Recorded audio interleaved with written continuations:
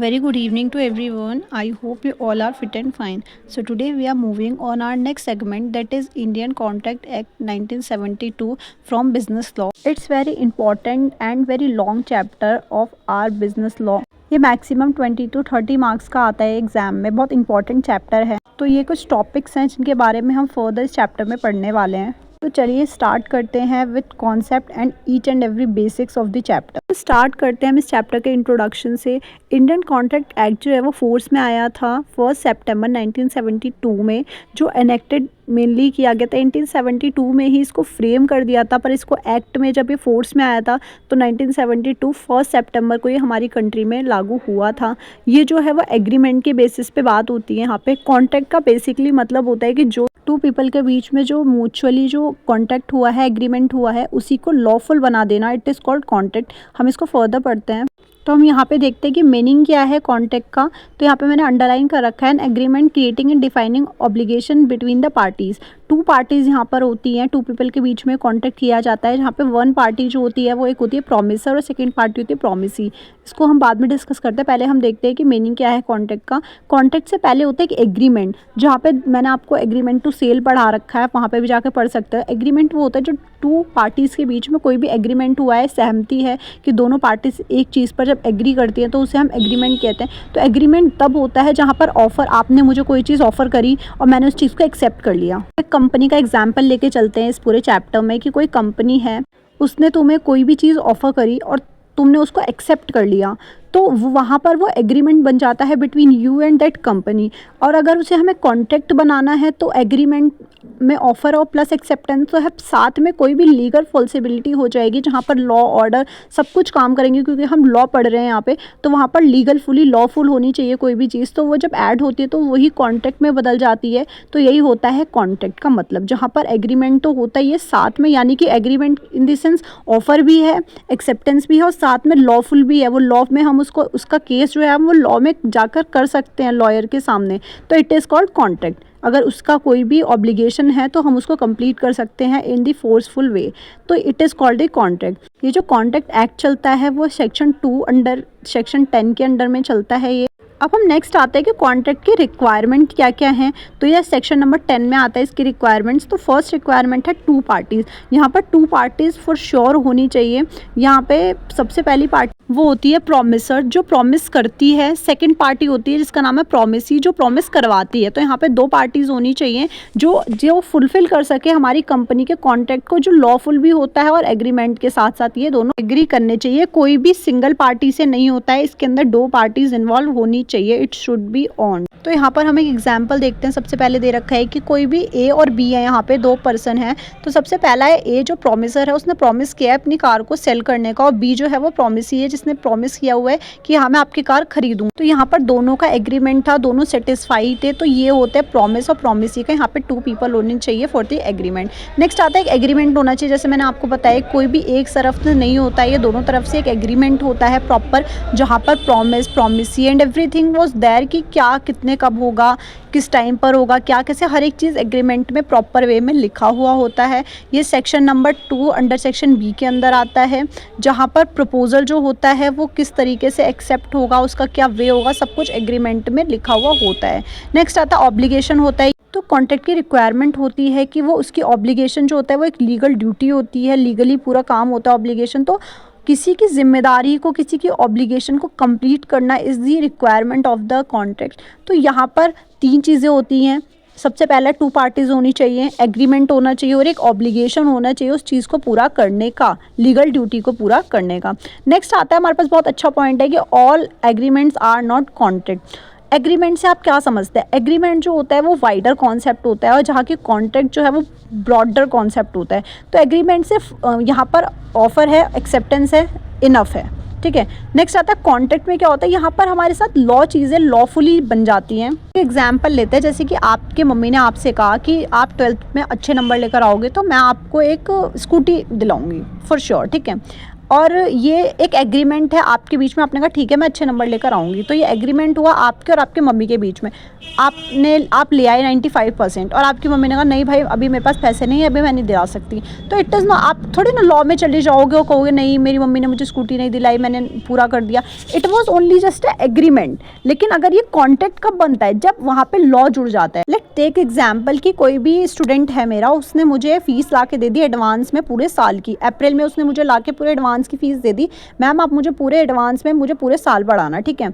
तो उसने मुझे एडवांस में दे दिया, मेरे पास लायबिलिटी क्रिएट हो गई, आधे महीने में मुझे काम है, मैंने नहीं उसे पढ़ा पाई, मैंने कहा नहीं भाई अब मैं अपना ट्यूशन बंद कर रही हूँ, मुझे नहीं पढ़ाना है अब। तो अब इसमें क्या होगा कि ये लीगली बाउंड था, क्योंकि यहाँ पर मैं लीगली बाउंड हूँ, यहाँ पर उसकी तरफ से ऑफर था, मेरी तरफ से एक्सेप्टेंस था और यहाँ पर लीगली बाउंडेशंस थी कुछ, तो ये कॉन्ट्रैक्ट बन जाता है between me and that student. और वो जो मैंने पहले वाला एग्जाम्पल दिया था वो आपकी मम्मी वाला, तो वहाँ पर कोई भी लीगली बाउंडेशंस नहीं थी। It's up to you whether you want to give or not, it's up to you. But ये वाले जो कंडीशन था वो पैसों की थी, वो यहाँ पर लीगली मैं बाउंड थी, मुझे उसको अप टू डेट करना था बट नहीं हो पाया, तो it is called the contract. ये जो डिफरेंस है ये आपको बहुत अच्छे से पता होना चाहिए। तो सारे के सारे एग्रीमेंट्स जो हैं वो कॉन्ट्रैक्ट नहीं होते हैं। नेक्स्ट आते हैं हम अपने all obligations also do not contribute contracts, या यस जितने भी ऑब्लिगेशंस हैं, जितनी भी हमारे पास जिम्मेदारियाँ हैं, वो वैलिड कॉन्ट्रैक्ट नहीं कही जाती है, क्योंकि इट्स अप टू अस कि हम उसको कंप्लीट कर रहे हैं या नहीं। बट अगर कॉन्ट्रैक्ट की बात आती है तो हम वहाँ पर लीगल बाउंड होते हैं, तो वहाँ पर हमें उसको करना इंपॉर्टेंटली पड़ता है। तो ऑब्लिगेशन में कोई भी कॉन्ट्रैक्ट हम कंट्रीब्यूट नहीं करते। ये ट्रू स्टेटमेंट्स है, तो आप ये दोनों स्टेटमेंट्स अच्छे से इस पे लिख लेना, और ये पूरा का पूरा यहाँ पे एक्सप्लेनेशन भी है तो आप इसे पढ़ लेना। यहाँ पे एक लाइन आ रही है देखिए कॉमाज में, The law of contract is not the whole law of agreements, nor is the whole law of obligations. It is the law of those agreements which create obligations and those obligations which have their जितनी भी law of contracts होते हैं वो law of agreements नहीं होते हैं और ना ही law of obligations होता है। Already told obligations और agreement वो नहीं होते हैं fully तरीके से contract. It is law of those agreements, कि उस agreements के law होते हैं जहाँ पर हम किसी भी obligations को create करें। मैंने आपको बताया कि agreements हैं तो obligations जो है वो मिलते जुलते हैं, बट जो ऑब्लिगेशंस है वो कभी भी, ऑब्लिगेशंस जो है वो एग्रीमेंट्स बन सकते हैं, एग्रीमेंट्स जो है वो ऑब्लिगेशंस होती है आपकी जिम्मेदारियां, और एग्रीमेंट्स भी कहीं ना कहीं वही होती है, क्योंकि अगर आपको किसी ने ऑफर किया और आपने उसको एक्सेप्ट किया है तो वो कहीं ना कहीं आपकी रिस्पॉन्सिबिलिटी बनती है, आपकी ऑब्लिगेशन बन जाती है, बट वो आपका कॉन्ट्रैक्ट नहीं बनता है, क्योंकि आप वहाँ पर लीगली बाउंड जब तक नहीं है तब तक। नेक्स्ट हम आते हैं अपने इंपॉर्टेंट पॉइंट पर। बहुत इंपॉर्टेंट पॉइंट है, बहुत बार एग्जाम में आ रखा है, essential elements of valid contract. जो वैलिड कॉन्ट्रैक्ट होता है उसके क्या फीचर्स या क्या एलिमेंट्स होते हैं, ये सेक्शन नंबर 10 के अंदर आता है। वॉइड का मतलब होता है जो लॉफुल नहीं होता। कई बार आप ये वर्ड अभी आगे भी पढ़ोगे, वॉइड, वॉइडेबल, इस तरीके के वर्ड्स। तो वॉइड मतलब होता है जो लॉफुल नहीं होता किसी भी तरीके से।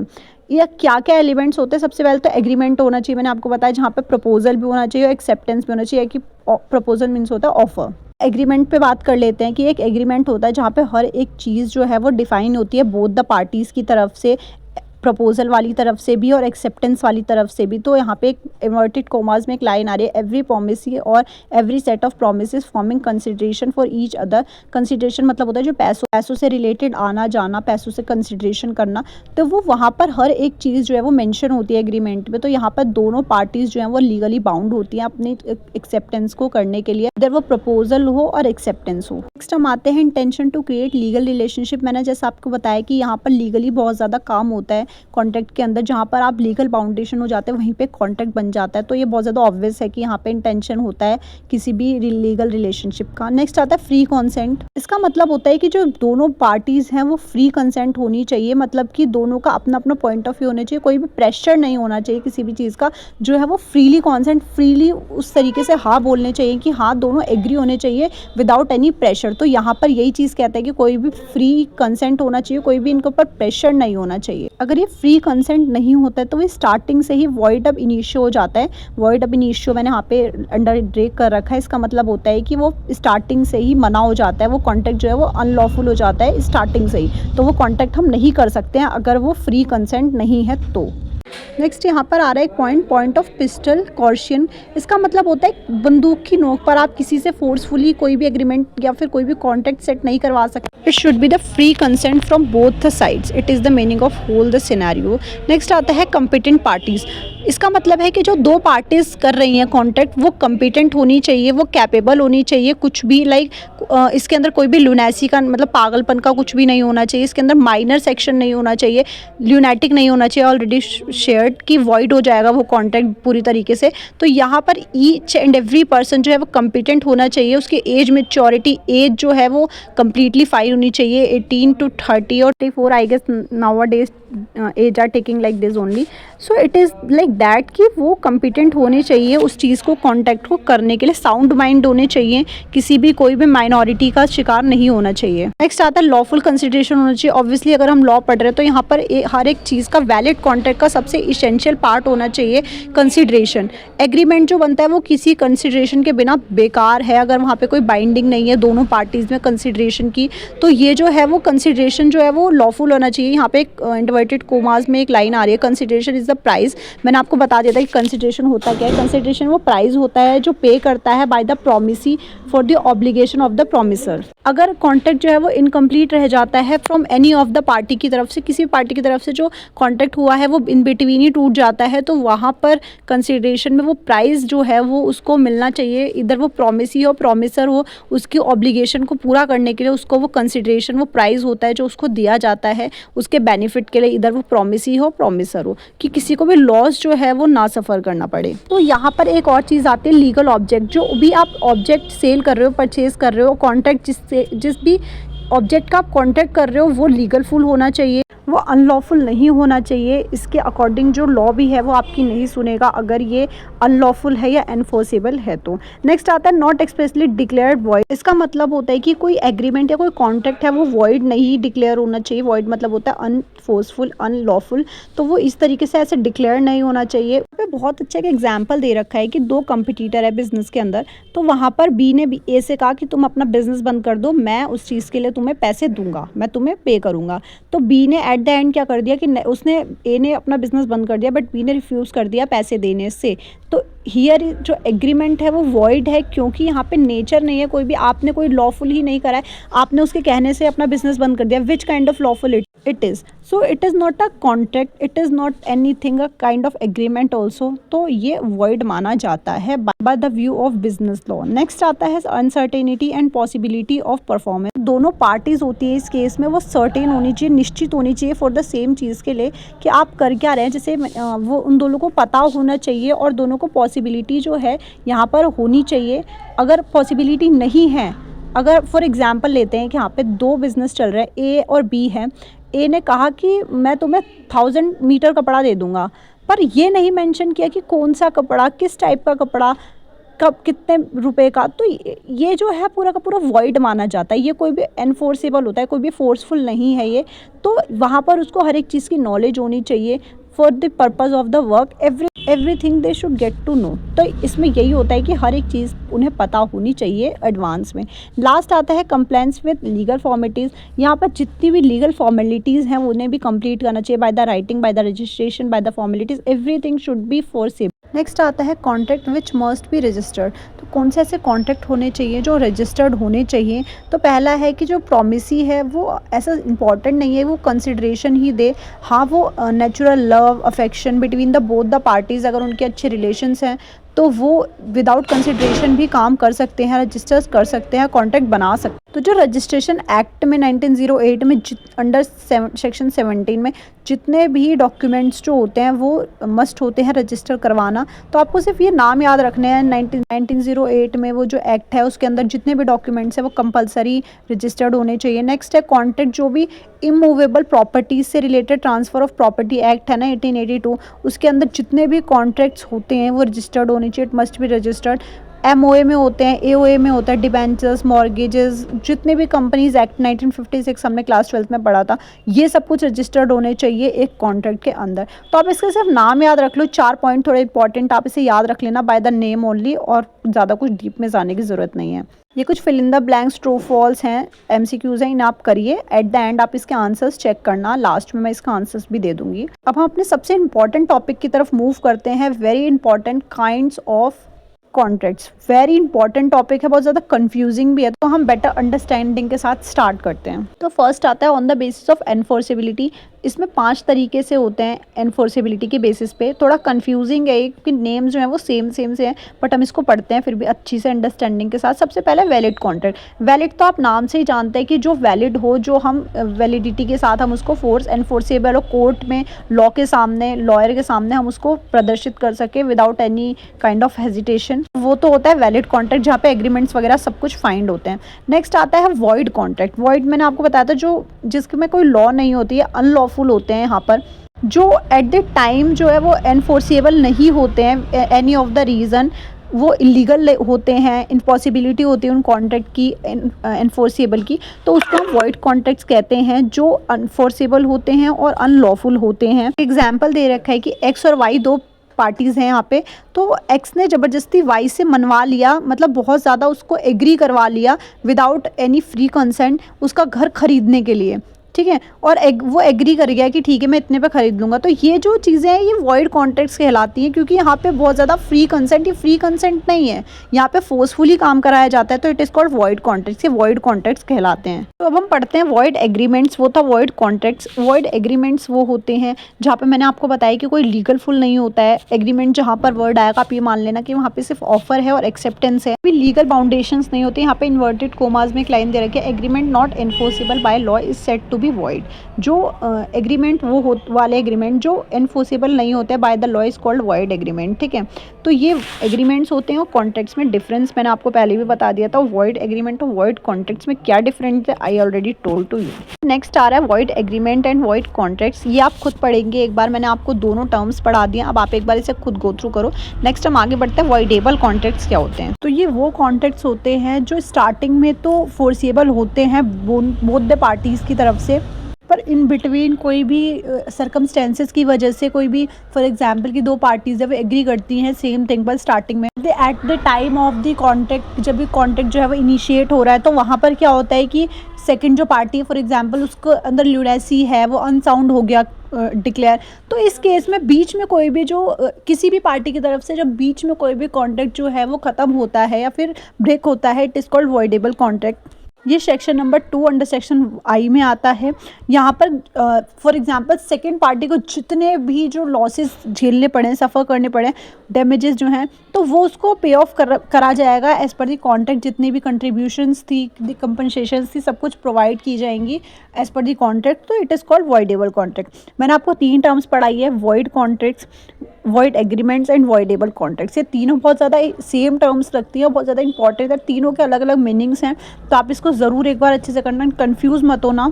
इलीगल एग्रीमेंट, इलीगल एग्रीमेंट नहीं होना चाहिए। यहाँ पे जितने भी एग्रीमेंट्स बनते हैं वो लीगल फुली एक्सेप्टेड होने चाहिए, एनफोर्सेबल होने चाहिए, जहाँ पर हम उसको फोर्स करने के लिए हमें इजी पड़े। जैसे फॉर एग्जांपल यहाँ पर इलीगल तरीके से कोई भी जैसे जो लॉफुल नहीं होता है वो यहाँ पर काम नहीं होना चाहिए, लीगली एग्रीमेंट सारे होने चाहिए इस केस में। नेक्स्ट आते हैं अनफोर्सेबल कॉन्ट्रैक्ट। जो एनफोर्सेबल कॉन्ट्रैक्ट नहीं होते हैं वो वॉइड कॉन्ट्रैक्ट बन जाते हैं बाद में जाकर। एनफोर्सेबल मतलब होता है जो फोर्स में है, जो लॉफुल होते हैं। अनएनफोर्सेबल होता है जो नहीं होते हैं, जो वॉइड बनाए जाते हैं, वॉइड माने जाते हैं, जो लॉ के तरीके से बिल्कुल भी सही नहीं होते हैं, फोर्सफुल नहीं होते हैं। इट इज़ कॉल्ड अनएनफोर्सेबल एग्रीमेंट्स और कॉन्ट्रैक्ट्स। नेक्स्ट आता है कि डिफरेंस दे रखा है वॉइड और वॉइडेबल कॉन्ट्रैक्ट्स में। वॉइड एग्रीमेंट्स मैंने आपको बता दिया और वॉइडेबल कॉन्ट्रैक्ट्स में मैंने आपको बता दिया। वॉइड एग्रीमेंट्स मैंने आपको बताया था हम स्टार्टिंग से उस चीज़ को वॉइड मान लेते हैं, अभी इनिशियो मैंने आपको बताया था कि वेरी बिगनिंग से हम उसको अनलॉफुल मान लेते हैं। और वॉइडेबल कॉन्ट्रैक्ट्स वो होते हैं जो एक बार डीलिंग हो जाती है दोनों पार्टीज़ की सहमति से, पर इन द बिटवीन कोई भी कॉन्ट्रैक्ट जो एक भी पार्टी की तरफ से कट डाउन होता है या अनफोर्सफुल होता है, it is called voidable contracts और वॉइड एग्रीमेंट। तो ये डिफरेंस होता है, तो आप इसको दोनों को ज़रूर पढ़ो, तभी आपको एक बेटर अंडरस्टैंडिंग होगी इस चैप्टर की। नेक्स्ट जो क्लासिफिकेशन है वो on the basis of mode of creation के बेसिस पे 2 तरीके से क्लासिफिकेशन है। सबसे पहला है एक्सप्रेस कॉन्ट्रैक्ट्स। इसका मतलब होता है कि जो दोनों पार्टीज़ होती हैं वहाँ पे वर्ड्स की बातों पर एक्सप्रेस करे जाते हैं। जो भी वर्ड्स आप एक्सप्रेस करते हो वो कॉन्ट्रैक्ट के फॉर्म में होता है, इधर वो स्पोकन होना चाहिए, रिटन होना चाहिए, it doesn't matter, but it should be on that point. तो ये ओरल हो, रिटन हो, किसी भी डिक्लेरेशन फॉर्म में वो होना चाहिए। It is called express contracts. Second होता है इसका इम्प्लाइड कॉन्ट्रैक्ट्स। इसका मतलब होता है वो कॉन्ट्रैक्ट्स जो एक्सिस्ट करते हैं on the conduct of the parties, मतलब दोनों parties on the time of conduct वो एग्जिस्टेबल होने चाहिए। It is called implied contracts. Next हम क्लासिफिकेशन करते हैं on the basis of extent of execution. इसमें दो बेसिस पे क्लासिफिकेशन है। सबसे पहला एग्जीक्यूटेड कॉन्ट्रैक्ट्स। एग्जीक्यूटेड कॉन्ट्रैक्ट्स वो कॉन्ट्रैक्ट्स होते हैं जो ऑलरेडी एग्जीक्यूट हो चुके हैं, दोनों पार्टीज ने अपने अपने ऑब्लिगेशंस फुलफिल कर दिए हैं, दोनों पार्टीज़ की तरफ से जो कॉन्ट्रैक्ट है वो एग्जीक्यूटेड हो चुका है, कंप्लीट हो चुका है। दूसरा आता है एग्जीक्यूटरी कॉन्ट्रैक्ट्स। ये कॉन्ट्रैक्ट्स वो कॉन्ट्रैक्ट्स होते हैं जहाँ पर एक पार्टी ने तो कॉन्ट्रैक्ट अपना कर दिया है, दूसरी पार्टी की तरफ से रह गया है, मे बी दोनों पार्टीज़ की तरफ से हाफ एंड हाफ, तो ये वो कॉन्ट्रैक्ट्स होता है जो हो तो रहा है बट अभी वो कंप्लीट नहीं है। इन फ्यूचर अभी उसमें और चीज़ें बाकी हैं। फॉर एग्जाम्पल ए और बी दो पार्टीज़ हैं। ए ने बी से कहा कि तुम मेरा रेडियो ले लेना और 200 रुपये पे कर देना। बी ने क्या करा, एडवांस में पेमेंट कर दी कि चलो भाई तुम ठीक है, तुम मुझे कल दे देना। बट अभी ए ने बी को रेडियो दिया नहीं है, मतलब बी ने तो अपना ऑब्लिगेशन पूरा कर दिया, पैसे दे दिए, बट ए ने अभी ऑब्लिगेशन कंप्लीट नहीं किया, उसने अभी तक रेडियो उसको भेजा नहीं है। तो it is called executory contracts. मतलब एक सामने वाले ने तो आपको अपनी ऑब्लिगेशन फुलफिल कर दी, पर एक किसी पार्टी ने अपनी ऑब्लिगेशन फुलफिल नहीं करी है। It is called executory contracts. Executed में क्या है, ए ने बोला कि मुझे रेडियो बेचना है, तुम रेडियो खरीद लो, बी ने पैसे दे दिया, उसने उसको रेडियो दे दिया। It is called executed. ये दोनों कंप्लीट हो चुके हैं। इट इज़ कॉल्ड एग्जीक्यूटेड और एग्जीक्यूटरी, डिफरेंस है ये दोनों के बीच का। एग्जीक्यूटरी कॉन्ट्रैक्ट्स भी दो तरीके से डिवाइडेड है। एक है यूनिलेटरल कॉन्ट्रैक्ट। यूनिलेटरल मतलब जो जैसे कि यहाँ पे जो हमने एग्जांपल लिया था, वहाँ पे बी ने पैसे पे कर दिया था, पर ए ने उसको क्या किया था, अभी सेल आउट नहीं करा था, नहीं दिया था उसको रेडियो। तो ये यूनिलेटरल है, एक ही तरफ से जब कोई भी ऑब्लिगेशन कंप्लीट नहीं होता। और बाईलैटरल उसे बोलते हैं जब दोनों तरफ से ही कोई भी कॉन्ट्रैक्ट कंप्लीट नहीं हुआ होता, तो वो बाईलैटरल होता है। और यूनिलेटरल में सिर्फ एक तरीके से एक भी पार्टी ने कोई ऑब्लिगेशन कंप्लीट नहीं करा, और बाईलैटरल में दोनों ही पार्टीज ने अपने ऑब्लिगेशन पूरे नहीं करे। तो ये दोनों पार्ट होते हैं एग्जीक्यूटरी कॉन्ट्रैक्ट्स के। नेक्स्ट हम क्लासिफिकेशन करते हैं on the basis of forms. दो तरीके से होते हैं। फर्स्ट है फॉर्मल कॉन्ट्रैक्ट, सेकंड है सिंपल कॉन्ट्रैक्ट। फॉर्मल कॉन्ट्रैक्ट आपको पता है जो फॉर्मली हम किसी भी कंपनी, किसी भी डिज़ाइनिंग थिंग के लिए करते हैं। कॉन्ट्रैक्ट्स वो होते हैं वो जो सील पैक्ड होने चाहिए। कॉन्ट्रैक्ट जो है वो किसी भी फॉर्मली इंग्लिश लॉ के अंडर में वो रिकॉग्नाइज्ड होने चाहिए। It is called formal contract, जो किसी भी फॉर्मली तरीके से हम डिज़ाइन करते हैं। नेक्स्ट आता है सिंपल कॉन्ट्रैक्ट। सिंपल कॉन्ट्रैक्ट वो होते हैं जो फॉर्मल नहीं होते, इनफॉर्मल होते हैं, जो नॉर्मली हम अपने एज अ वैलिड कॉन्ट्रैक्ट, वो वैलिड भी होते हैं, जो हम एज यूजुअली हम अपनी डेली लाइफ में यूज़ करते हैं। कॉन्ट्रैक्ट्स वगैरह जो लेते हैं एज पर दी, कई बार ये क्या होता है, कई बार ये कंपनी, छोटी मोटी कंपनीज़ के लिए भी वैलिड होता है। तो it is called simple contracts. अब हम अपने नेक्स्ट टॉपिक की तरफ बढ़ते हैं, that is offer and acceptance. Offer मैंने आपको बताया था कि कभी भी हम एग्रीमेंट बनाते हैं तो वहाँ पे दो चीज़ें चलती हैं, ऑफर प्लस एक्सेप्टेंस। जैसे मैंने आपको स्टार्टिंग में एग्जांपल दिया था कि आप मेरे पास आए कि मुझे ट्यूशन पढ़ा दो, और आपने मुझे कहा कि आपने मुझे ऑफर किया कि आप मुझे ट्यूशन पढ़ा दो, पूरे साल की आप फीस ले लो। तो मैंने उस चीज़ को एक्सेप्ट कर लिया कि हाँ मैं तुम्हें ट्यूशन पढ़ा दूंगी। तो यहाँ पर आपने मुझे ऑफर किया, मैंने एक्सेप्ट कर लिया। It is called agreement. तो अब हम ऑफर या फिर प्रपोजल, ऑफर और प्रपोजल एक ही चीज़ है, तो हम इसको पढ़ते हैं। ये होता क्या है, तो ऑफर वो होता है जब हम किसी भी सामने वाले टू पार्टीज़ में से एक पार्टी किसी को ऑफर देती है कि आप मेरा ये चीज़ खरीद लो या फिर मेरा सामान खरीद लो, और जो सेकंड पार्टी है वो उसको एक्सेप्ट करती है। तो हम ऑफर के बारे में बात करते हैं। ऑफर वो एसेंशियल एलिमेंट होता है वैलिड कॉन्ट्रैक्ट। अगर हमें वैलिड कॉन्ट्रैक्ट करना है, there should be the offer is very important. तो ये सेक्शन 2 अंडर ए सेक्शन के आता है। A proposal made by one person, one party you can say.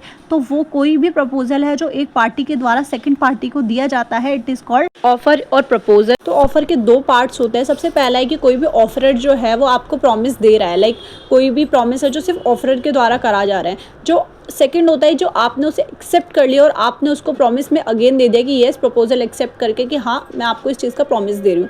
तो इट इज़ कॉल्ड दी, दोनों साइड से प्रॉमिस एक्सेप्टेड होना चाहिए by the one side. It doesn't matter कि आपने सिर्फ प्रॉमिस दे दिया, सामने वाले ने एक्सेप्ट नहीं किया, इट डजेंट मैटर कि वो कोई भी कॉन्ट्रैक्ट बनाता है। नेक्स्ट आता है कि टेस्ट ऑफ एन ऑफर या डिटर्मिनेशन ऑफ एन ऑफर। तो किस तरीके से हम ऑफर को डिस्टिंग्विश करते हैं। तो सबसे पहला ऑफर जो है वो कोई भी मेरे इन्विटेशन एज अ ऑफर नहीं करना चाहिए। लाइक आप कभी भी एडवर्टीजमेंट्स देखते हैं, यहाँ पर ये लोग ऑफर करते हैं, प्रोस्पेक्टस देखने आप कंपनी के, तो यहाँ पर ये ऑफर होता है जहाँ पर ये इनविटेशन दिया जाता है लोगों को कि हाँ आप इस चीज़ का एडवर्टीजमेंट करो, ये सब करो। तो it is called an invitation, मेरे invitation to an offer. But offer इससे बहुत ज़्यादा, ऑफर ऐसा नहीं होना चाहिए, एज ए इन्विटेशन कार्ड की तरह नहीं होना चाहिए। अगर दो पार्टीज़ हैं वो उसको ऑफर कर रही है, it should not like invitation कि आप उसे इन्वाइट कर रहे हैं। आप उसको हर एक रूल्स एंड रेगुलेशंस बता करके, उसकी हर एक परसेप्शन जान करके उसको ऑफरेंस दीजिए, ना कि एज ए इन्विटेशन कि यस आपको करनी है, आपके पास कंपल्सन है। फॉर एग्जाम्पल यहाँ पे दे रखा है एग्जाम्पल कि कोई शॉपकीपर है, जब आप कभी शॉप्स में जाते हैं तो वहाँ पर सेल लगी होती है, तो किसी भी डिस्प्ले के सामने जो कपड़े वगैरह लगे होते हैं, जो उसके साथ उसका प्राइस का जो टैग है वो लगा हुआ होता है, तो वह इनविटेशन होता है, आपके पास ऑफर है कि आप इसे खरीद सकते हैं। पर शॉपकीपर आपको मजबूर नहीं कर सकता है कि उस प्राइस पर ही आप खरीदें। आप जाते कि भैया डिस्काउंट दे दो, ये कर दो, तो वहाँ पे ये नहीं लिखा कि हाँ वो कंपेल्ड है आपकी, हाँ आपको इसी प्राइस पर मेंशन है, वो उसे खरीदना है, तो वो एक सिर्फ एज ए इन्विटेशन होता है, एक ऑफर होता है। नेक्स्ट हम आते हैं मेरे स्टेटमेंट ऑफ इंटेंशन। यहाँ पे कोई भी स्टेटमेंट की इंटेंशन नहीं होनी चाहिए, लाइक आपने जल्दबाजी में कोई भी स्टेटमेंट दे दी, कोई भी ऑफर नहीं था, वो कोई भी कॉन्टैक्ट नहीं था, आपने सिर्फ और सिर्फ स्टेटमेंट के बेस पर कुछ भी बोल दिया, तो it is not acceptable in the context. ये कोई भी वैलिड ऑफर नहीं माना जाता। फॉर एग्जाम्पल कि टी ने डब्लू से कहा कि आप जो भी मेरी बेटी से शादी करेगा उसको मैं 1000 रुपये दूंगा, जो भी मेरे कंसेंट में मेरी बेटी से शादी करेगा। तो डब्लू ने टी की बेटी से शादी कर ली, और उसके बाद जब शादी हो गई उसके बाद टी ने मना कर दिया कि नहीं भैया मैं तो 1000 रुपये नहीं दूंगा। तो डब्लू ने क्या करा कि केस फाइल कर दिया, क्योंकि उन्होंने कहा था कि प्रॉमिस किया था कि हाँ मैं दूंगा पैसे 1000 रुपये, बट अब वो नहीं दे रहा है। तो टी ने एज एच कहा कि ये मेरी एक मेयर स्टेटमेंट थी, मेरा कोई भी इंटेंशन नहीं था देने का, तो वो मेरी स्टेटमेंट थी। तो इट इज़ लाइक दैट कि अगर आप कोई भी जल्दबाजी में कोई स्टेटमेंट दे देते हो तो इट इज़ नॉट ऑफर, जब तक आपने उसको प्रॉपर लॉफुल तरीके से उसको एक्सेप्ट नहीं किया है। तो ऑफर के साथ साथ वहाँ पे एक्सेप्टेंस भी होना इंपॉर्टेंट है। तो इसेंशियल्स क्या क्या है, वैलिड ऑफर की क्या क्या ज़रूरतें हैं। तो सबसे पहला है कि वो लीगल रिलेशंस बनाना चाहिए। The offer must disclose an intention to create legal relations. तो येस वहाँ पर लीगल रिलेशंस होने चाहिए। अगर वहाँ पे कोई भी लीगल लॉफुल नहीं है तो वो कोई भी ऑफर कहलाता नहीं है by the eyes of the laws. Next आता है the terms of offer must be clear and certain and not indefinite, loose and ambitious. Like जो भी ऑफ़र आप दे रहे हैं वो क्लियर होना चाहिए दोनों पार्टीज़ की तरफ से, सर्टेन होना चाहिए, और इनफाइनाइट नहीं होना चाहिए कि हाँ कहीं भी कुछ भी लॉस की तरफ लूज़, ये सब नहीं होना चाहिए। वो क्लियर और सर्टेन होना चाहिए दोनों पार्टीज़ की तरफ से। फॉर एग्जाम्पल ए ने बी से कहा कि मैं तुम्हें अपनी कार बेच दूंगा, पर ए के पास 4 डिफरेंट कार हैं, तो उसने ये नहीं बताया मैं कौन सी बेचूंगा, कौन से कलर की बेचूंगा, कब बेचूंगा, क्या। तो ये कोई फाइनाइट नहीं है, कोई क्लियर कोई भी सर्टेन ऑफर है ही नहीं, तो ये वैलिड नहीं है, ये वॉइड माना जाता है in the eyes of laws. Next आते हैं ऑफर में भी जर्नल स्पेसिफिक। मैंने जैसा आपको ऊपर बताया कि सर्टेन होना चाहिए, जर्नल स्पेसिफिक होना चाहिए कि येस आप दोनों ही पार्टीज़ की आइज़ में उसकी पूरी की पूरी सर्टेनिटी होनी चाहिए, स्पेसिफिकनेस होनी चाहिए कि दोनों को समझ में वो चीज़ आनी चाहिए। नेक्स्ट आता है ऑफर में भी एक्सप्रेस और इम्प्लाइज, मतलब कि जो ऑफर है वो एक्सप्रेस होना चाहिए स्टार्टिंग से ही by the words, by the spoken, in return, oral, everything in express way में होना चाहिए। इम्प्लाइड ऑफर वो ऑफर होते हैं जहाँ पर हर एक सर्कमस्टेंसेज में उस ऑफर की एक्सेप्टेंस होती है। इधर कोई भी सर्कमस्टेंसेज आ जाए फ़र्क नहीं पड़ना चाहिए, बट आपका जो ऑफ़र है वो पेफुल होना चाहिए। कोई भी सर्कमस्टेंसेज आ गए तो वो आपको उतनी कंसिडरेशन में पे आउट कर सके, तो उस चीज़ की पहले से ही सर्टेनिटी होनी चाहिए। नेक्स्ट है कि ऑफ़र जो है वो कम्युनिकेटेड होना चाहिए। ऑलरेडी की जो दो पार्टीज़ हैं उनके बीच में जो ऑफ़र है वो कम्युनिकेटेड होना चाहिए। इधर वो एक्सेप्ट हो या रिजेक्ट हो या एक्सेप्ट हो, ऑफ़र हो, कुछ भी हो, पर दोनों पार्टीज़ जो हैं वो स्टार्टिंग से ही कम्युनिकेटेड होनी चाहिए। 1 to 1 दोनों के बीच में फेस टू फेस कॉन्टैक्ट जो है वो होना चाहिए, कम्युनिकेट होके होना चाहिए, जिससे कि वो ऑफ़र जो है वो मस्ट होना चाहिए कि yes it is the valid offer. Next आता है स्टेटमेंट ऑफ प्राइस। स्टार्टिंग से ही हमें कोई भी कंसिडरेशन लेके चलना चाहिए ऑफ़र के लिए कि हाँ अगर ये चीज़ हो गई तो ये चीज़ हो सकती है, हमें सर्कमस्टेंसेस को आस पास में रख के देखना चाहिए। तो वो स्टेटमेंट ऑफ प्राइस भी होनी चाहिए कि हाँ, फॉर एग्जांपल ए ने बी से कहा कि क्या आप मेरा बॉल बम्पर पेन खरीदोगे, तो टेलीग्राफ ने कहा कि इसकी सबसे कम प्राइस जो पे करी जाती है मार्केट में वो इतने रुपए है।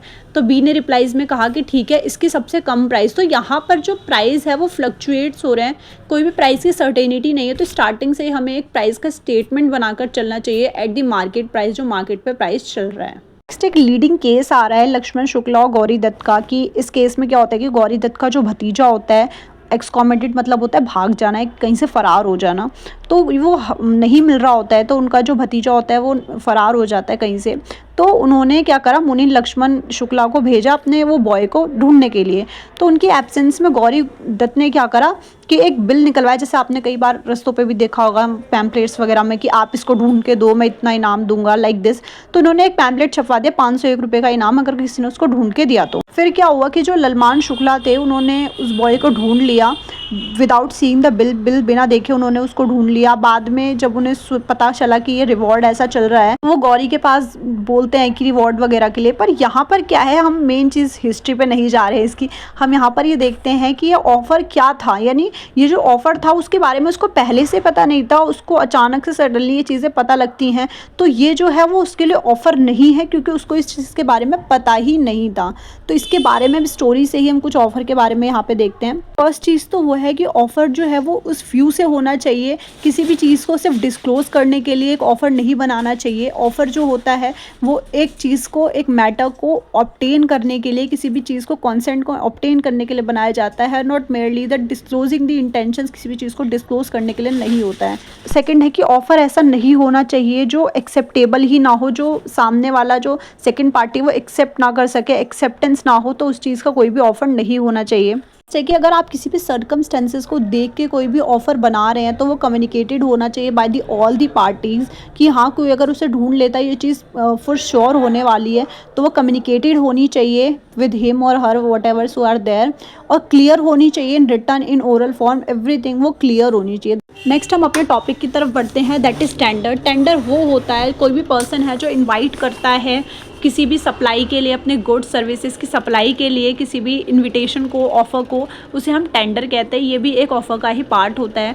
तो टेंडर दो तरीके के होते हैं, डेफिनेट या फिर सिंगल ऑफ़र हम जिसे कहते हैं, और सेकंड होता है एक्सटेंडिंग या फिर ओपन ऑफ़र कहते हैं। तो सबसे पहला डेफिनेट किस तरीके से होता है? डेफिनेट होता है जहाँ पर हम किसी भी स्पेसिफाइड क्वान्टिटीज़ में कोई भी सप्लाई करवाते हैं गुड या सर्विसेज की, ठीक है। यानी कि फॉर एग्जाम्पल है कि आपने इन्वाइट किया है टेंडर सप्लाई करने के लिए 100 टन्स, ठीक है।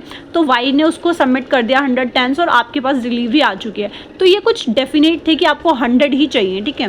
नेक्स्ट आता है स्टैंडिंग ऑफर, या फिर हम जिसे ओपन ऑफर भी कहते हैं। तो वो ऑफर होते हैं जो हमें नहीं पता वो कब तक चलने वाले, वो continue as a continue process से चलते हैं, जिसका हमें कोई भी अंदाज़ा नहीं है कि वो कब तक टेक प्लेस करने वाले हैं, ठीक है।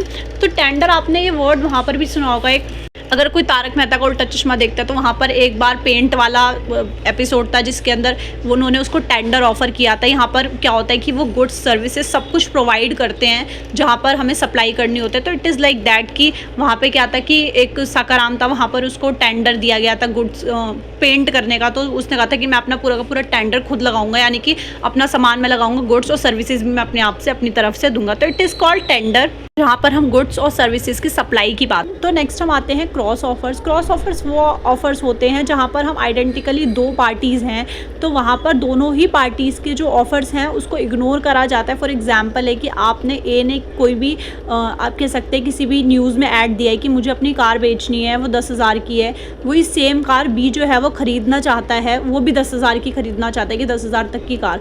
बट क्या है कि उसने न्यूज़ में ऐड दिया था तो वो दोनों के मिस आउट हो गई है, वो नहीं खरीद पाए। बट ए ने क्या करा, दूसरी पार्टी को अपनी जो कार है वो बेच दी, और बी ने क्या करा, दूसरी पार्टी से ख़रीद ली, ज़्यादा पैसों में ख़रीदी, कम पैसों में ख़रीदी, बट स्टिल उन्होंने ख़रीद ली, ठीक है। तो it is called cross offer, जहाँ पे हम किसी भी ऑफ़र को by the pamphlets, by any of the thing हम उसे इग्नोर कर देते हैं, तो हमें वो चीज़ पता नहीं चल पाती। It is called cross offers. Next हम आते हैं एक्सेप्टेंस पे। तो हमने ऑफ़र पढ़ लिया है, तो हम एक्सेप्टेंस पे आते हैं, जहाँ पर ऑफ़र का जो येस में जो रिटर्न होगा दैट इज़ कॉल्ड एक्सेप्टेंस। तभी वो एक एग्रीमेंट बनता है आगे जाके। तो ये under section 2 under section B में आता है, जहाँ पर एक ऑफ़र का एक्सेप्ट करना, दो पार्टीज़ होती हैं जो ऑफ़र देती है, एक पार्टी दूसरी पार्टी जो एक्सेप्ट करती है। तो यहाँ पे बोथ द पार्टीज़ की सेटिस्फेक्शन होनी चाहिए, तभी वो एक एग्रीमेंट बनता है। तो यहाँ पे क्वेश्चन अराइज हो रहा है, हु कैन गिव एक्सेप्टेंस। तो ये जो ऑफ़र जिसको दिया जाएगा वो उस पर्टिकुलर ग्रुप ऑफ पीपल और ग्रुप ऑफ पर्सन पे डिपेंड करता है कि कौन जो है वो रिप्लाई देगा। तो एक्सेप्टेंस वो देता है जिसको ऑफ़र दिया जाता है, सिंपल। क्या इसेंशियल्स हैं वैलिड एक्सेप्टेंस के? हमने वैलिड ऑफ़र के पढ़ लिए क्या इसेंशियल्स होते हैं। तो हम वैलिड एक्सेप्टेंस पे आते हैं कि क्या ज़रूरतें हैं। सबसे पहला है कि एक्सेप्टेंस होनी चाहिए एब्सोलूट और अनक्वालिफाइड, यानी कि एक्सेप्टेंस जो है वो एब्सोलूट होनी चाहिए। अंडर सेक्शन में आता है, अंडर सेक्शन 7 में आता है। यहाँ पर वो एब्सोलूट तरीके से एक्सेप्टेंस होनी चाहिए, हर एक सर्कमस्टेंस एंड कंडीशंस को एक्सेप्ट होने चाहिए। नेक्स्ट आता है acceptance must be in mode prescribe. जिस मोड में उन्हें ऑफर दिया गया है मस्ट भी हो कि वो उसी मोड में एक्सेप्टेंस भी करें। Like if it is in the return form, if it is in the oral form, it must be like उसी मोड में वो एक्सेप्ट करें उस चीज़ को। नेक्स्ट है कि जो एक्सेप्टेंस है वो कम्युनिकेटेड होना चाहिए। ऑफर जो हमें ऑफर कर रहा है तो वहाँ से मस्ट कम्युनिकेट होना चाहिए कि जो सेकंड पार्टी है जो एक्सेप्टेंस कर रही है वो दोनों के बीच में कम्युनिकेशन जो है वो 1 to 1 होना चाहिए, फेस टू फेस हो जाना चाहिए एक बार। नेक्स्ट आता है silence can not be prescribe that mode of acceptance. Silence जो है वो नहीं होना चाहिए, एज आई ऑलरेडी शेयर्ड कि 1 to 1 कम्युनिकेशन होना चाहिए। साइलेंस कोई भी मोड नहीं होता है जिससे हम एक्सेप्टेंस को प्रिस्क्राइब कर सकते हैं। नेक्स्ट आता है कि जो एक्सेप्टेंस है वो एक टाइम पीरियड के अकॉर्डिंग ही मिल जाना चाहिए। ऑफर के वहाँ पर होता है कि आपको किसी ने ऑफर दिया है तो वहाँ पे होता है कि आप इसका जवाब टिल दैट डेट तक आप यहाँ पर दे दें। तो एक्सेप्टेंस जो है वो एक मस्ट भी एक विद इन द टाइम होना चाहिए जिससे कि हम आगे प्रोसेस को फॉलो कर सकें। नेक्स्ट है कि एज आई ऑलरेडी शेयर्ड कि कम्युनिकेशन होना चाहिए between the offeror and acceptance की। विदाउट कम्युनिकेशन बिटवीन द एक्सेप्टेंसर और ऑफरर की कोई भी जो कॉन्ट्रैक्ट है, एग्रीमेंट है, वो येस नहीं होना चाहिए offer without the communication. Next है कि जो एक्सेप्टर है उसका जो इंडिकेशन है वो उसकी जो इंटेंशन है वो प्रॉमिस को फुलफिल करना होना चाहिए। ऐसा नहीं है कि आज तो आपने येस एक्सेप्ट कर लिया बट इन फ्यूचर आपका जो इंटेंशन है वो फुल है ही नहीं कि मैं प्रॉमिस को फुलफिल करूँगा, तो it should not be this. Next कोई भी ऑफर एक्सेप्टेंस जो है वो किसी भी एजेंट के थ्रू हो रहा है तो जो मेन पॉइंट है जैसे कि जो मेन लीडर है it should be the communicate to that person who so ever you are doing the job and you are doing the contact. तो उससे आपका जो कम्युनिकेशन है वो मस्ट जो है वो होना चाहिए। नेक्स्ट है कि जो एक्सेप्टेंस है प्रपोजल या ऑफर का वो एक्सेप्ट होना चाहिए हर एक टर्म में ऑफर के, इधर वो सब्जेक्ट टू कॉन्टैक्ट हो और वो कॉन्टैक्ट हो उस चीज़ के लिए सॉलिटियर्स को अप्रूव्ड करने का हर एक तरीके से वो जो कॉन्टैक्ट है वो अप्रूव होना चाहिए, एक्सेप्ट होना चाहिए हर एक वे में। Agreement to agree in future, इसका मतलब है कि जो पार्टीज़ हैं वो फेल हो जाती है कई बार कि हाँ हमने अभी तो एग्री कर दिया बट वो फ्यूचर में उस चीज़ को एग्री नहीं कर पाते हैं या फिर कम्पिटेंट नहीं कर पाते तो वो कोई भी कॉन्टैक्ट नहीं बन पाता है फॉर द फ्यूचर के लिए। नेक्स्ट हम अपने नेक्स्ट टॉपिक पर बढ़ते हैं, that is communication of offer. Offer पे किस तरीके से हम कम्युनिकेट कर पाते हैं between the expectance and revocation. As we know कि ऑफर और एक्सेप्टेंस जो है वैलिड कॉन्ट्रैक्ट का पार्ट होते हैं और कम्युनिकेशन इज द मस्ट होता है यहाँ पर कि दोनों के बीच में कम्युनिकेशन होना चाहिए। हम जैसा कि पढ़ते हुए आए हैं तो कम्युनिकेशन ऑफ द ऑफर जो है वो अंडर सेक्शन नंबर 7 में आता है। जो बिटवीन द ऑफर और एक्सेप्टर है उन दोनों के बीच में एक कम्युनिकेशन जो है वो इंपॉर्टेंट रोल प्ले करता है जहाँ पर विदाउट दिस कॉन्ट्रैक्ट जो है वो इलीगल और वॉइड माना जाता है। कम्युनिकेशन आते हैं हम कम्युनिकेशन ऑफ एक्सेप्टेंस पे। तो एक्सेप्टेंस की तरफ से किस तरीके से हम उसको कंप्लीट कर सकते हैं कम्युनिकेशन को। तो सबसे पहले अगर हम ऑफ़र या प्रपोजर की तरफ से देखें तो यहाँ पर उनको ध्यान रखना चाहिए एक चीज़ का कि आप किस तरीके से ट्रांसमिट कर सकते हैं to the same person who is the acceptor. उसकी पावर हमें देखनी चाहिए कि हम किस तरीके से उससे सामने वाले से एक्सेप्ट करवा सकते हैं कोई भी चीज़। और एज एन एक्सेप्टर अगर हम एक्सपेक्टर की तरफ से बात करें तो यहाँ पर उसके पास नॉलेज है किसी भी चीज़ की कि उस चीज़ की नॉलेज होनी चाहिए तभी वो ऑफ़र को एक्सेप्ट करे। तो दो चीज़ें जो हैं वो साथ में चलनी चाहिए कि प्रपोजर जो है वो एक ऐसी पावर रखे अपने पास कि वो सामने वाले से एक्सेप्ट करवा सके for the same thing, and acceptor जो है उसके पास नॉलेज होनी चाहिए उस चीज़ को एक्सेप्ट करने के लिए। Regarding the thing they should get the knowledge about that. उससे पहले वो कोई भी चीज़ का ऑफर का येस ना करें विदाउट द नॉलेज। नेक्स्ट हम आते हैं कम्युनिकेशन ऑफ रिवोकेशन। रिवोकेशन का मतलब होता है टेकिंग बैक, वापसी लेना। जो दोनों ऑफर हैं एज वेल एक्सेप्ट जो है दोनों के दोनों रिवोक्ड हो सकते हैं, वापसी हो सकते हैं। तो same thing with the communication हम उसको एक्सेप्ट भी करवा सकते हैं एंड विद द रिवोकेशन हम उसको टेकिंग बैक भी करवा सकते हैं with the help of communication. तो कम्युनिकेशन एक इंपॉर्टेंट रोल प्ले करता है विद इन द एक्सेप्टेंस और प्रपोजल और ऑफर यू कैन से। किसी भी प्रपोजल का हम रेवोकेशन किस तरीके से होता है तो वो सेक्शन 5 के अकॉर्डिंग ये बताया जाता है कि प्रपोजल जो है वो रिवोक्ड हो सकता है एट द टाइम या पहले ही, कम्युनिकेशन होने से पहले ही हमें कोई भी एक्सेप्टेंस नहीं करनी चाहिए किसी भी ऑफ़र की, किसी भी प्रपोजल की। हमें उसके लिए सबसे पहले कम्युनिकेशन करना चाहिए, उसके बाद हमें कोई भी चीज़ को एक्सेप्ट करना चाहिए। नेक्स्ट आता है कि रिवोकेशन ऑफ एक्सेप्टेंस में क्या है। तो सेम चीज़ एक्सेप्टेंस के लिए भी जाती है कि आपको कम्युनिकेशन से पहले ही वहाँ पर इन चीज़ों को एक्सेप्ट नहीं करना चाहिए, किसी भी ऑफ़र को या किसी भी प्रपोजल को वहाँ पे सेट नहीं करना चाहिए। आप सबसे पहले कम्युनिकेट करें between the both the parties, तभी आप उस चीज़ को एक्सेप्ट करें और ऑफ़र को आप प्रपोजल को जो है वो एस्टेब्लिश करें। नेक्स्ट हम आते हैं क्या मोड्स होते हैं रेवोकेशन के, ऑफ़र को लैप्स करने के क्या मोड्स हो सकते हैं। तो सबसे पहला हम कम्युनिकेशन इतनी ऊपर से पढ़ते हुए आ रहे हैं, क्या नोटिस ऑफ रेवोकेशन देना कम्युनिकेशन के द्वारा कि एक्सेप्टेंस के लिए भी और ऑफ़र के लिए भी there should be the communication is very important role play करता है यहाँ पे। तो नेक्स्ट है कि लैप्स ऑफ स्पेसिफिक टाइम, कि कोई भी स्पेसिफाइड टाइम के अकॉर्डिंग ही आपने नहीं किया, जैसे मैंने आपको पहले बताया था कि टाइम रहते ही आपने उसको एक्सेप्ट नहीं किया ऑफ़र को, तो वहाँ पर भी लैप्स ऑफ टाइम की वजह से भी ऑफ़र जो है वो कई बार लैप्स हो जाते हैं। फेलियर ऑफ एक्सेप्टर, की कोई भी कंडीशन जो है वो एक्सेप्टर के प्रेसिडेंट से, मैंने आपको पहले बताया था कि कंडीशंस जो है वो फुलफिल होनी चाहिए, माइंड में क्लियर होनी चाहिए, तो वो इस तरीके से भी कई बार एक्सेप्टर जो है वो फेल हो जाते हैं, ऑफर को समझ नहीं पाते, लैप्स हो जाते हैं, ये रीज़न होता है। नेक्स्ट है कि डेथ हो जाती है या फिर इंसेंसिटी ऑफ द प्रपोजर, तो वहाँ पर किसी भी रीज़न से कोई भी डेथ है या फिर डिफेमिंग है, इंसेनिटी है, तो इस वजह से भी प्रपोजर के ये भी रीज़न होता है कई बार, जहाँ पर हम एक्सेप्टर जो है वो फेल हो जाता है, ऑफ़र जो है वो लैप्स हो जाते हैं। दो तरीके से यहाँ पे जो कॉन्ट्रैक्ट्स हैं वो वैलिड माने जाते हैं। फर्स्ट तो through the post and over the telephones भी कॉन्ट्रैक्ट जो हैं वो वैलिड माने जाते हैं। सबसे पहले तो पोस्ट ऑफिस में क्या होता है, पहले के टाइम में ये हुआ करता था मोस्टली कि जो कॉन्ट्रैक्ट्स जो होते थे कि काफ़ी दूर दूर कंपनीज हुआ करती थी, तो क्या होता था कि पोस्ट ऑफिस में पहले वो जाता था, कोई भी सर्वेंट है, एम्प्लॉयड है, उसके बाद वो दूसरी कंपनी के पास, दूसरी पार्टी के पास वहाँ पे पहुँचता था, तो वहाँ पे वो रिसीव होता था, तो वो एक्सेप्ट तब किया जाता था जब वो वहाँ पर रिसीव हो जाता था, तो ऑफर ने यहाँ से उसको सेंड किया, देन वहाँ पे वो रिसीव हुआ, एक्सेप्ट हुआ। इट इज़ लाइक दैट कि ये कॉन्टैक्ट जो है वो इस तरीके से होते थे। तो उसके बाद इसको English, it is the process of being the contact through the post, then इसे इंग्लिश में बोला जाता था कि ये रिवॉक्ड हो सकता है।